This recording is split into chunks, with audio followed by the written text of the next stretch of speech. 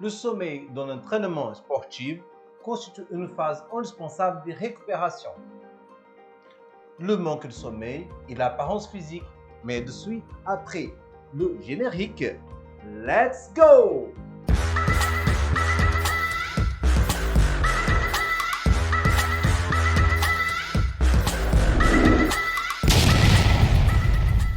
Olá pessoal, tudo bom? J'espère que tu es 100% aujourd'hui. C'est Anderson de la chaîne Andersport. Si ce n'est pas encore fait, je t'invite à t'abonner à la chaîne, laisser un petit like et actionner la petite cloche pour recevoir des nouvelles vidéos. Nous allons aborder dans cette vidéo l'importance du sommeil sur l'apparence physique. Le sommeil dans l'entraînement sportif constitue une phase indispensable de récupération. Les phases de récupération font partie de l'entraînement d'un athlète ou d'un simple pratiquant de musculation et fitness pour plusieurs raisons évidentes d'ordre psychologique et physiologique. Nous allons arrêter un instant sur le rapport entre le sommeil et la libération hormonale. On appelle un sommeil de mauvaise qualité un sommeil trop court ou un sommeil fractionné. Le matin, tu te réveilles fatigué comme tu n'avais pas dormi.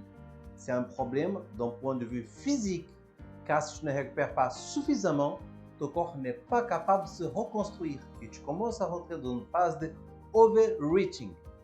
Mais c'est un problème aussi d'un point de vue physiologique, car cela altère la sécrétion de certaines hormones. L'adrénocorticale, la thyroïdienne et surtout la testostérone, car plusieurs travaux ont démontré qu'une simple fragmentation du sommeil fait baisser son niveau. Mais pourquoi? Parce que le sommeil va servir au corps à retrouver son équilibre par la régulation du système neuro-immunitaire endocrinien. Des équipes de chercheurs ont travaillé sur l'impact du sommeil sur la sécrétion de la testostérone et l'équilibre de la pression artérielle. En fait, la testostérone dans l'équilibre physiologique normal, pas trop ni trop peu, tient un rôle important dans la présence ou absence des maladies cardiovasculaires, en régulant la pression artérielle dans les artères par un niveau de mesure des nitrites sur les parois. Voilà. Donc, si tu dors mal, la production de testostérone se trouve diminuée. Et à long terme, ça peut provoquer d'hypertension artérielle et une augmentation de probabilité des maladies cardiovasculaires. Revenons sur le sommeil et l'entraînement.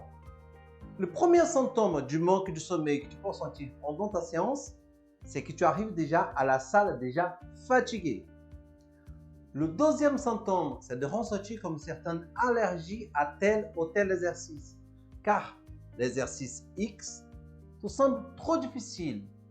Dans ce cas, c'est préférable de rentrer chez toi et de te reposer, car tu n'es pas capable de réaliser ta séance d'une façon correcte.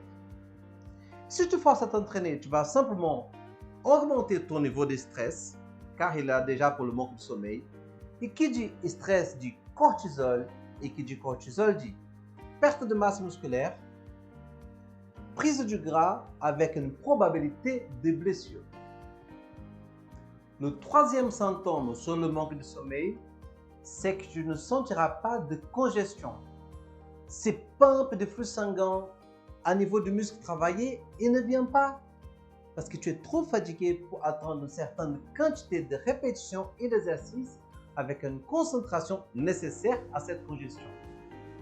Le quatrième symptôme sur le manque de sommeil, qui est aussi un des plus importants, c'est un déséquilibre absurde de l'appétit. Comme tu sens un manque d'énergie par un repos insuffisant, ton corps va interpréter comme un manque de nutriments qui peut générer le TCA, trouble de comportement alimentaire. Le signal met en marche une structure du cerveau, donc le noyau accumbens et le système limbique, qui va activer un circuit mésolimbique responsable des addictions, de dépendance avec des bases neurobiologiques de la récompense. Mais ça, c'est un sujet d'une autre vidéo. En attendant, n'hésitez pas à liker et t'abonner. Et on se voit pour la prochaine vidéo car l'un des sports, le sport est jusqu'à la mort. Peace!